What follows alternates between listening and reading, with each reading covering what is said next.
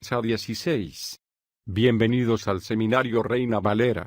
Yo soy Gilberto Aves, rector del Seminario Abierto, y esta es la lección número 16 de la materia Sinopsis del Antiguo Testamento, cuyo tema es Nehemías. La reconstrucción de las murallas. Pedimos la bendición de Dios sobre el estudio de su palabra. Empecemos. Nehemías, la reconstrucción de las murallas. Por Ray C. Stedman. Durante mucho tiempo lo único que sabía acerca de Nehemías era que se suponía que era el hombre más bajo de la Biblia, por causa de un chiste en inglés acerca de su estatura Nehemia. Un hombre que solo llega a la altura de las rodillas. Me alegra haber descubierto mucho más acerca de este hombre a lo largo de estos años, y espero que usted también lo haya descubierto, porque es uno de los más importantes personajes del Antiguo Testamento, pero quizás no tan conocido como algunos otros. Esdras y Nehemías son un solo libro en las Escrituras hebreas, porque son parte del mismo relato.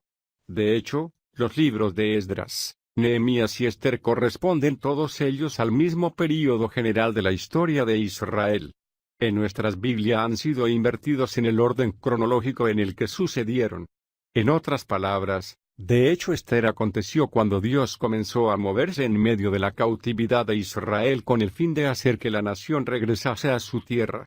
Eso fue poco después de la mitad de los 70 años, que había profetizado Jeremías que duraría la cautividad. Dios hizo que Esther, una joven doncella judía, ascendiese al trono de Persia como reina. Fue su esposo, el rey Asuero de Persia, el Artajerjes que se menciona en los primeros capítulos de Nehemías. Este rey pagano dio la orden de que Nehemías regresase a Jerusalén a construir las murallas de la ciudad. Tal vez eso justifique el interesante paréntesis que se produce en este libro en el capítulo 2, versículo 6, cuando Nehemías acudió al rey. Entonces el rey, y la reina estaba sentada junto a él, me preguntó. Creo que esa reina debió ser Esther, la joven judía, que había alcanzado ese destacado lugar por la gracia de Dios. Ni Artajerjes ni Asuero son los nombres de este rey, por lo que resulta muy confuso. Estos son en realidad títulos. Artajerjes quiere decir el gran rey, Asuero significa el padre venerable. De modo que ese no era el nombre del rey. Puede que sea de ayuda o puede que no, saber que este Artajerjes y Asuero es también Darío el Meda, que se menciona en el libro de Daniel. Y para añadir aún más a la confusión, el Artajerjes del libro de Nehemías no es el mismo Artajerjes del libro de Esdras. ¿He conseguido confundirle por completo? Sea como fuere, en la historia de este pueblo, Esther, como instrumento de la gracia de Dios, fue enviada a ocupar el trono de Persia y conmovió de ese modo el corazón de su marido, el rey, que permitió a Nehemías, su copero, volver a Jerusalén. Nehemías comienza a reconstruir la ciudad de Jerusalén y unos 25 años después Zorobabel regresó con unos 50,000 cautivos procedentes de Babilonia, como se relata en el libro de Esdras. Dios ha invertido este orden en las Escrituras. En lugar de Esther, Nehemías y Esdras, se da la vuelta a estos libros si nos encontramos con Esdras, Nehemías y Esther. A las Escrituras no les preocupa simplemente la cronología, sino la enseñanza de cada uno de los libros. En estos tres libros encontramos la historia de la salida de la cautividad, para regresar a Dios. El libro de Esdras empieza con la construcción del templo. La restauración de la casa de Dios es siempre la primera cosa para regresar a Dios. Luego viene la construcción de las murallas, como veremos en el libro de Nehemías, lo cual cubre la necesidad de seguridad y de fortaleza. Finalmente, el libro de Esther viene a ser la revelación del propósito de todo ello en la vida de la persona. Esa es una panorámica de estos tres libros. El libro de Nehemías se divide en dos partes. Los primeros 6 capítulos tratan acerca de la reconstrucción de la muralla, mientras que el resto de los capítulos, hasta el 13, tienen que ver con la reconstrucción del pueblo. Con estas dos tenemos el libro completo. ¿Qué es lo que simboliza una muralla? Uno de los lugares más famosos de nuestro mundo actual es la muralla de Berlín, que divide la ciudad en dos, pero normalmente una muralla simboliza la fortaleza y la protección. En las ciudades antiguas el único medio verdadero de defensa eran las murallas. Babilonia, como se cuenta en la historia de Daniel, Eran de unos 380 pies de grueso y más de 100 pies de alto, unas murallas realmente masivas. Por lo tanto, la ciudad de Babilonia se consideraba a salvo. ¿Qué quiere decir, entonces, reconstruir las murallas de nuestra vida? Nehemías es el relato de la reconstrucción de las murallas de Jerusalén y a su vez Jerusalén es un símbolo de la ciudad de Dios, el lugar donde Él habita y el centro de la vida para el mundo. Por lo tanto, en la vida de la persona, la reconstrucción de las murallas sería una imagen del restablecimiento de la fortaleza en esa vida. Todos hemos conocido a personas cuyas defensas se han desmoronado. Se han convertido en vagos, que van de un lado a otro por las calles de nuestras grandes ciudades, sin esperanza y completamente impotentes, pero con frecuencia Dios, en su gracia, extiende su mano y toca las vidas de algunas de estas personas y las trae con el fin de reconstruir las murallas. Esta es la imagen de la manera en que las murallas en cualquier vida, en cualquier iglesia local, en cualquier comunidad, en cualquier país, pueden ser reconstruidas a fin de convertirse en potencia y para que vuelva a tener un propósito. El primer paso en este proceso aparece en el capítulo 1, versículo 4, que comienza con el interés por las ruinas. Nehemías dice, cuando escuché estas palabras, me senté, lloré y hice duelo por algunos días. Ayuné y oré delante del Dios de los cielos. Usted no logrará nunca construir las murallas de su vida sin que antes le preocupe enormemente las ruinas. ¿Se ha fijado usted detenidamente en alguna ocasión en las ruinas de su propia vida? ¿Se ha detenido usted alguna vez el tiempo suficiente como para meditar en lo que podría llegar usted a ser bajo la dirección de Dios y lo ha comparado con lo que es usted? ¿Ha examinado usted las posibilidades que Dios le ha concedido en su vida y se ha dado cuenta de lo mucho que se ha desviado de ese potencial? Al igual que Nehemías, ha recibido usted una palabra, en una forma u otra, acerca de la desolación y la ruina que existe. Cuando Nehemías escucha este informe acerca de Jerusalén, llora durante días enteros, mostrando su profunda preocupación. Usted no logrará reconstruir las murallas de su vida hasta que no haya usted llorado primero por las ruinas. A esto sigue la confesión. En el capítulo 1 hallamos la preciosa oración de Nehemías al confesar que la nación entera ha abandonado a Dios y reconoce la justicia del trato de Dios para con ellos. A eso le sigue de inmediato la entrega. El versículo 11 del capítulo 1 dice, «Oh Jehová, esté atento tu oído a la oración de tu siervo y a la oración de tus siervos que quieren reverenciar tu nombre. Prospera, por favor, a tu siervo hoy». ¿Para hacer qué cosa? Como ve usted, este hombre ha estado urdiendo un plan en su mente, mientras ha estado orando, acerca de cómo reconstruir las murallas. Tiene algo concreto que desea pedir. Pide, prospera, por favor a tu siervo, Nehemías, hoy. Concédele gracia ante aquel hombre. ¿Qué hombre? Lo vemos en el próximo versículo, entonces yo servía de copero al rey. De modo que aquí tenemos el caso de un hombre que por su preocupación y después de haber confesión de corazón, se entrega de lleno a un proyecto. Pide a Dios que comience a actuar en el corazón del rey, así es como debe de empezar cualquier regreso a la gloria de Dios. Debemos de sentir preocupación y a continuación debemos confesar. Luego nos comprometemos a la acción y también le pedimos a Dios que actúe a nuestro favor, porque invariablemente en una empresa como esta hay factores sobre los cuales no tenemos ningún control y Dios tiene que ocuparse de ellos. Hace algún tiempo, en una conferencia para hombres, un hombre contó cómo en los primeros tiempos de su experiencia cristiana alguien le animó a orar acerca de aquellas cosas que estaban relacionadas con su trabajo, con la relación que tenía con su jefe y con sus otros compañeros de trabajo. Dijo, al principio no creí que orar fuese lo indicado, pero lo intenté y me di cuenta de que funcionaba. Creí que era aprovecharse injustamente de aquellos pobres paganos, pero funcionó también que me di cuenta de que Dios había provisto la oración para nosotros. Nehemías es plenamente consciente de esto, de que es preciso que Dios se mueva en los diferentes aspectos en los que Nehemías no podía hacerlo. De modo que ora acerca de la posibilidad de ir a ver al rey. Cuando se encuentra ante su presencia, el rey se da cuenta de la tristeza reflejada en el rostro de Nehemías y le pregunta que qué desea. Se trata del mismo rey que se había casado con la que se convertiría en la reina Esther y es un hombre que siente ya una gran preocupación y conoce los problemas de los judíos, por lo que se muestra receptivo a la súplica de Nehemías para que les permita regresar a Jerusalén. El próximo paso necesario en el programa de reconstrucción es el valor. En el versículo 9 del capítulo 2 leemos: Entonces fui a los gobernadores de más allá del río, y les entregué las cartas del rey. El rey había enviado conmigo jefes del ejército y jinetes. Pero cuando lo oyeron Sanbalat el horonita y Tobías el siervo amonita. ¿Reconoce usted estos nombres? Cuando leemos acerca de los amonitas, amoritas, amalequitas, hititas, jebusitas, perisitas y otros hitas tenemos una imagen del enemigo de Dios, es decir, la carne. Esta agencia satánica en el hombre se resiste inevitablemente a la obra, la voluntad y los caminos de Dios. Aquí tenemos esta misma enemistad, cuando los enemigos de Dios oyeron esto, se disgustaron en extremo de que alguien viniese para procurar el bien de los hijos de Israel. El valor se necesita de inmediato. Siempre que un hombre como Nehemías dice, me levantaré y edificaré, Satanás contesta siempre, entonces yo me levantaré y me opondré.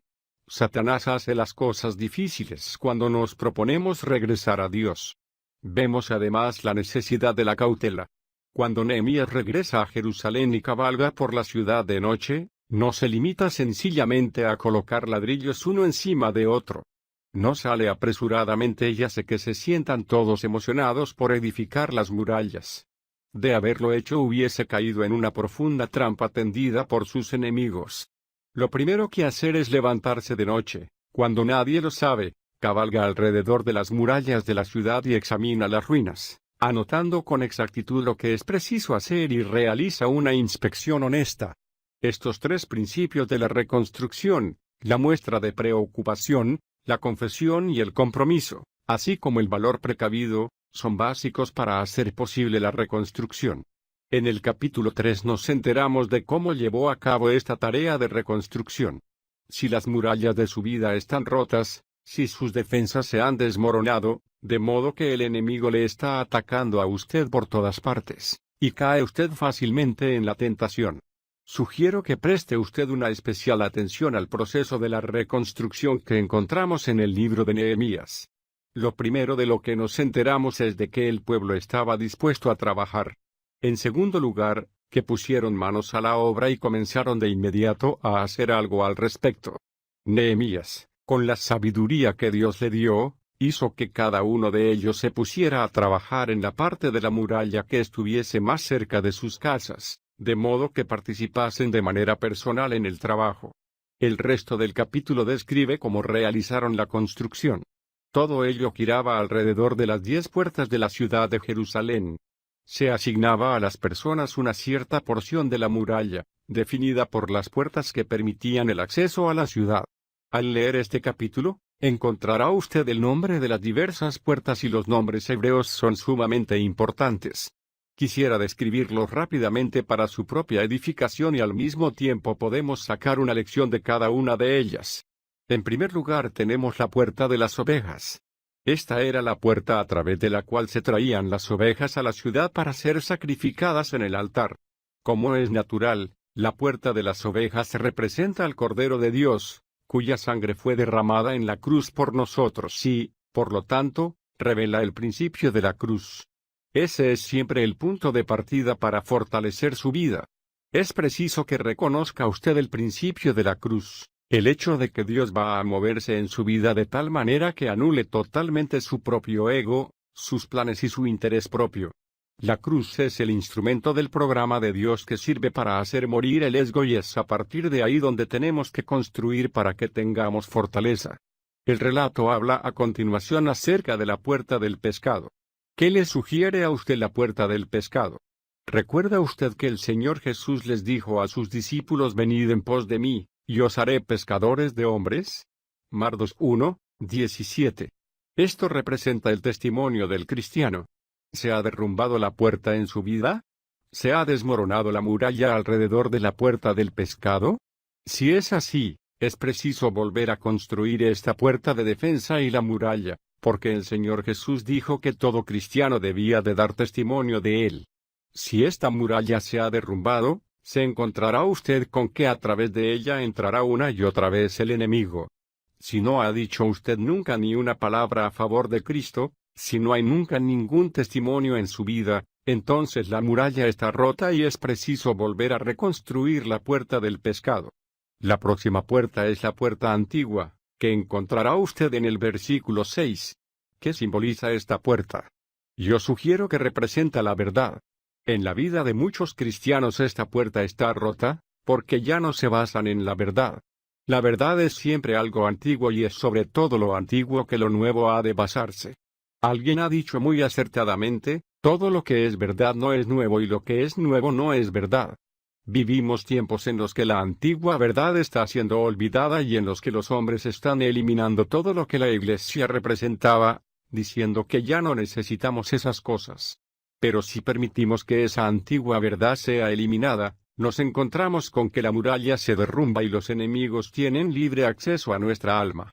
La próxima puerta es la puerta antigua, que encontrará usted en el versículo 6. ¿Qué simboliza esta puerta? Yo sugiero que representa a Dios. La verdad no cambia jamás, fue verdad cuando fue transmitida y continuará siéndolo de aquí a 1000 años. Pienso con frecuencia en la historia de un hombre que un día fue a visitar a un anciano músico. Llamó a su puerta y dijo, «¿Qué buena noticia tiene usted para hoy?» Pero el músico no le contestó. Se dio la vuelta, cruzó la habitación y se acercó a donde estaba colgado un diapasón. Cogió un martillo y golpeó el diapasón de tal modo que la nota retumbó por toda la estancia. Entonces el músico dijo, «Eso, amigo mío, es un la». Fue un la ayer y lo fue hace 5000 años y continuará siéndolo dentro de otros 5000 años. Y entonces añadió, «El tenor que vive al otro lado del pasillo canta desentonando. La soprano que vive arriba no llega bien a las notas agudas y el piano que está en la habitación de al lado está desafinado». Golpeó el diapasón de nuevo y dijo, «Ese es un la y eso, mi buen amigo, es la buena noticia hoy». Eso es verdad. La verdad es siempre igual, no cambia jamás.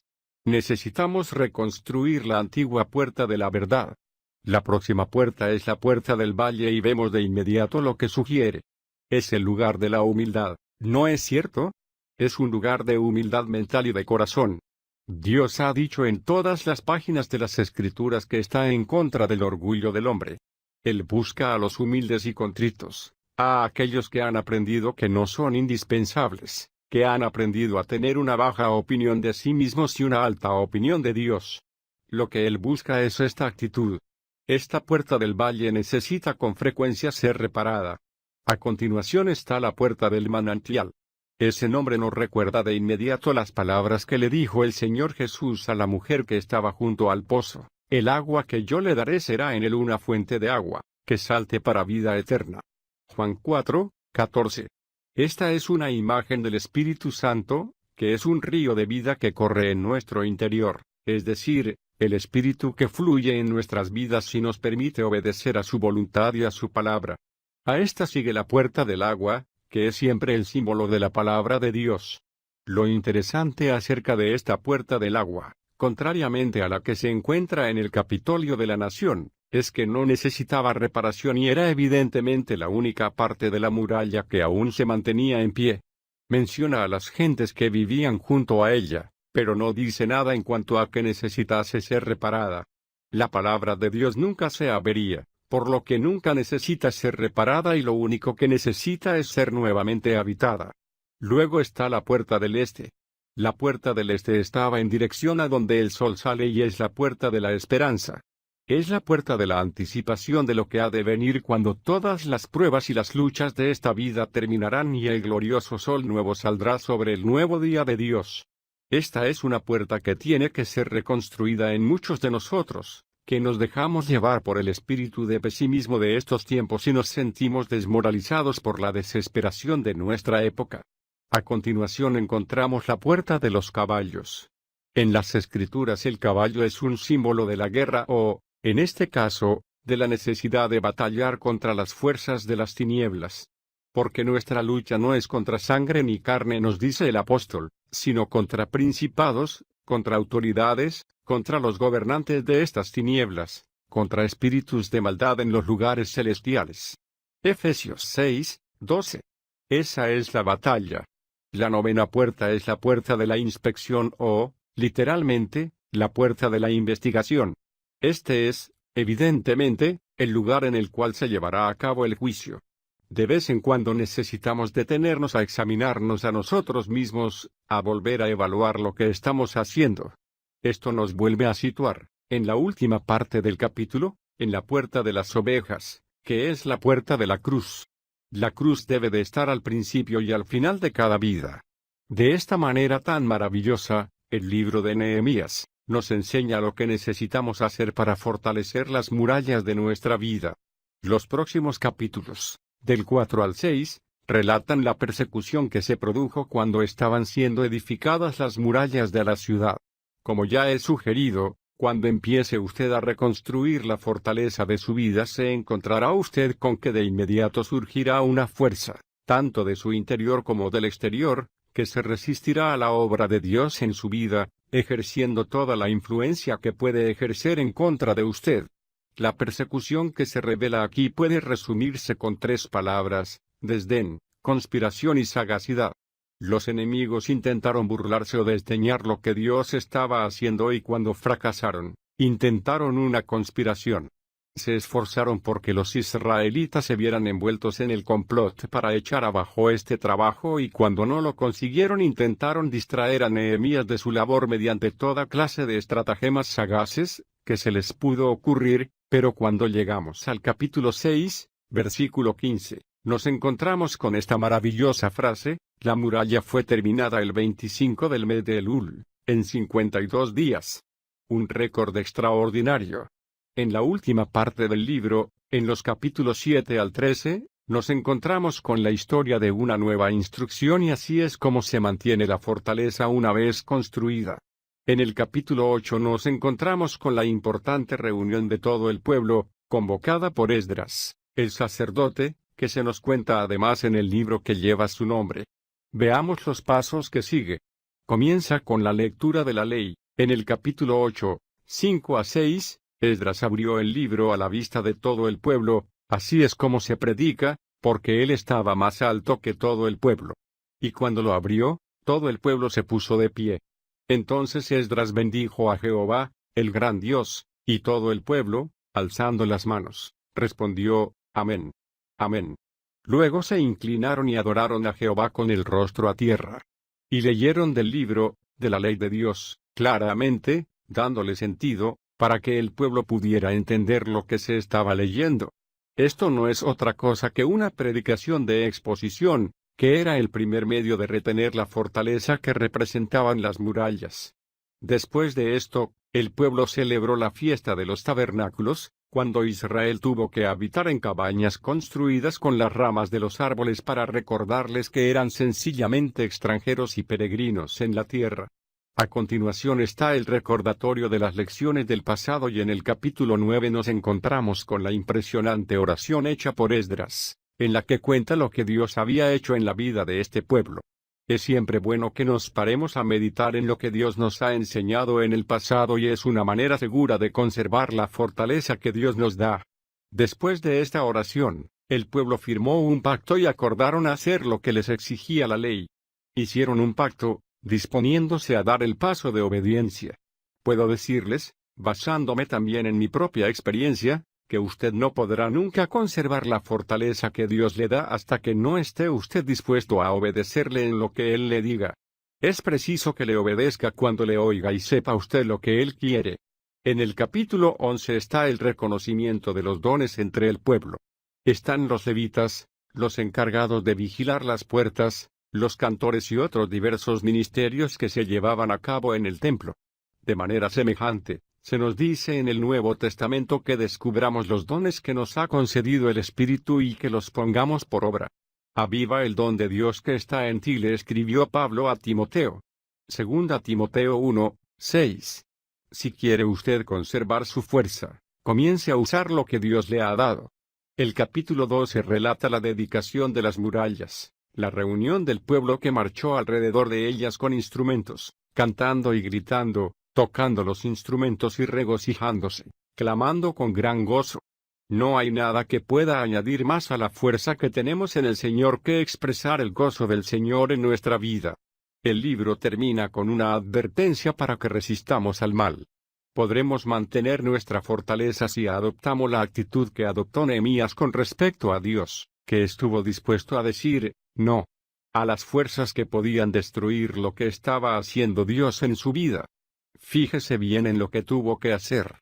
En el capítulo 13, versículo 7, habiendo regresado a Babilonia y después a Jerusalén, dice, y cuando regresé a Jerusalén, comprendí el mal que había hecho Eliasib en atención a Tobías. A este hombre se le menciona por primera vez al comienzo del libro como un enemigo de los judíos, preparándole, al enemigo de Dios, una cámara en los atrios de la casa de Dios.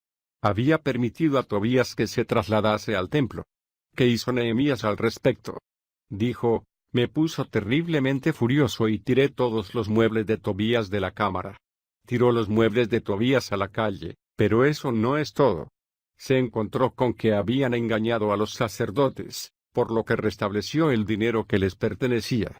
A continuación descubrió que por toda la ciudad la gente estaba haciendo caso omiso del sábado, trayendo mercancía y vendiéndola por las calles, y en el versículo 19 dice, sucedió, pues, que cuando oscurecía a las puertas de Jerusalén antes del sábado, ordené que fueran cerradas las puertas y que no las abriesen hasta después del sábado. Les mantuvieron fuera de la ciudad, pero luego descubrió que algunos de ellos estaban esperando fuera de noche, junto a las puertas, con la esperanza que saliese alguien y de ese modo pudiesen hacer algo de negocio. ¿Qué hizo entonces? Por lo que les amonesté diciendo, ¿por qué permanecéis toda la noche frente al muro? Si lo hacéis otra vez os echaré mano. Pero entonces descubrió otro problema más. El pueblo seguía casándose con las razas de alrededor, con las que les estaba prohibido hacerlo. Entonces Nehemías actuó de manera violenta. En el versículo 25 nos dice, reñí con ellos, los maldije, golpeé a algunos de ellos, les arranqué los pelos, ¡qué hombre! Y les hice jurar por Dios diciendo, no daréis vuestras hijas a sus hijos, ni desposaréis sus hijas con vuestros hijos ni con vosotros. Pero tampoco acabó ahí la cosa. Se encontró con que uno de aquellos hombres, que era uno de sus principales enemigos, había hecho más que ningún otro para oponerse a que fuese edificada la muralla, era Sanbalat el horonita. Leemos en el versículo 28, uno de los hijos de Joiada, hijo del sumo sacerdote Eliasib, era yerno de Sanbalat el horonita, así que, ¿qué hizo con él? Por lo que le ahuyenté de mí. Es posible que considere usted que Nehemías fue demasiado severo, pero en este caso, como verá, tenemos a un hombre que sabe que no se puede llegar a acuerdos con lo que está mal y que ha aprendido una de las más importantes lecciones que jamás puede enseñar el Espíritu de Dios a ninguna persona, a decir que no cuando es preciso hacerlo. Fue precisamente sobre esta nota que el Señor Jesús comenzó su ministerio en Jerusalén. Al entrar en el templo y encontrar que estaba lleno de cambistas, que estaban profanando la casa de oración, hizo un látigo de cuerdas y les echó del templo. No hay nada de moderado en esa actitud. Aquí tenemos a un hombre que se sentía muy furioso, que echaba chispas por los ojos, pero que con todo y con eso está perfectamente justificado en lo que hace porque está diciendo muy claramente que no a lo que profana el templo de Dios. Aquellos que han llevado la marca de Dios a lo largo de toda la historia de la Iglesia han sido los que han aprendido a decir que no y lo han dicho en el momento oportuno. Nehemías acudió al rey. Entonces el rey, y la reina estaba sentada junto a él, me preguntó. Creo que esa reina debió ser Esther, la joven judía, que había alcanzado ese destacado lugar por la gracia de Dios. Ni Artajerjes ni Asuero son los nombres de este rey, por lo que resulta muy confuso. Estos son en realidad títulos. Artajerjes quiere decir el gran rey y Asuero significa el padre venerable. De modo que ese no era el nombre del rey. Puede que sea de ayuda o puede que no, saber que este Artajerjes y Asuero es también Darío el Meda, que se menciona en el libro de Daniel. Y para añadir aún más a la confusión, el Artajerjes del libro de Nehemías no es el mismo Artajerjes del libro de Esdras. ¿He conseguido confundirle por completo? Sea como fuere, En la historia de este pueblo, Esther, como instrumento de la gracia de Dios, fue enviada a ocupar el trono de Persia y conmovió de ese modo el corazón de su marido, el rey, que permitió a Nehemías, su copero, volver a Jerusalén. Nehemías comienza a reconstruir la ciudad de Jerusalén y unos 25 años después Zorobabel regresó con unos 50.000 cautivos procedentes de Babilonia, como se relata en el libro de Esdras. Dios ha invertido este orden en las escrituras, lo llega a la altura de las rodillas. Me alegra haber descubierto mucho más acerca de este hombre a lo largo de estos años y espero que usted también lo haya descubierto porque es uno de los más importantes personajes del Antiguo Testamento, pero quizás no tan conocido como algunos otros. Esdras y Nehemías son un solo libro en las Escrituras hebreas, porque son parte del mismo relato. De hecho, los libros de Esdras, Nehemías y Esther corresponden todos ellos al mismo período general de la historia de Israel. En nuestras Biblias han sido invertidos en el orden cronológico en el que sucedieron. En otras palabras, de hecho Esther aconteció cuando Dios comenzó a moverse en medio de la cautividad de Israel con el fin de hacer que la nación regresase a su tierra.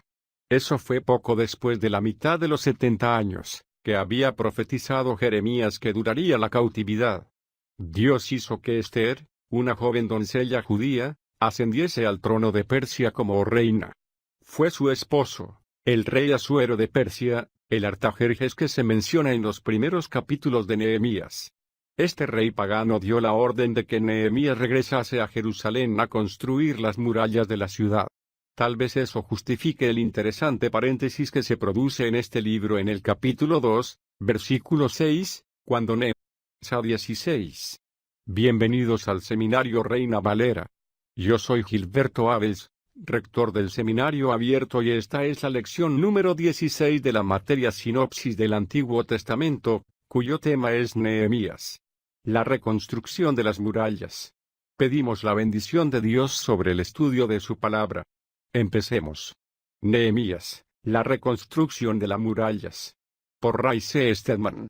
Durante mucho tiempo lo único que sabía acerca de Nehemías era que se suponía que era el hombre más bajo de la Biblia, por causa de un chiste en inglés acerca de su estatura Nehemia. Un hombre que